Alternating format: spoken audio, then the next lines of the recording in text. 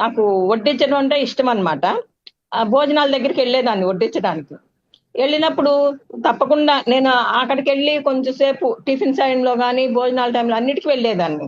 అక్కడికి వెళ్ళినప్పుడు ఆ సేవలో ఉన్నప్పుడు కరెక్ట్ గా సార్ లోపలికి వస్తుండేవాళ్ళు. ఎమ్మటే వెళ్తే సార్ కూడా స్టేజీ దిగంగానే ఇక్కడికే వస్తారు కదా, అలా వస్తుండేవారు.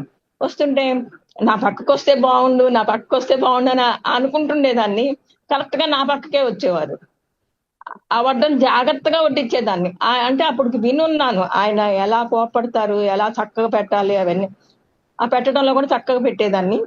బాగా నచ్చేది. నా పక్కన ఇంకో మేడం, నాకు తెలిసిన మేడమే పక్కన ఉన్నారు. ఆమె కొంచెం ఎక్కువ ఎక్కువ పెడుతుంటే నేను చెప్తూనే ఉన్నా చిన్నగా, తగ్గించమ్మా అని. కానీ అలా పెడుతుంది. నేనైతే వచ్చిన వాళ్ళకి కొంచెం పెట్టి మళ్ళీ రండి పెడతాను అని చెప్పంటుంటే సార్కి ఆ పదాలు నచ్చాయన్నమాట. ఇంకెవరికన్నా కూడా నిదర్శనంగా చూపించేవారు. అది ఉండటం కూడా నాకు ఆనందం అనిపించింది. సార్కి కృతజ్ఞతలు చెప్పుకున్నాను మనసులోని.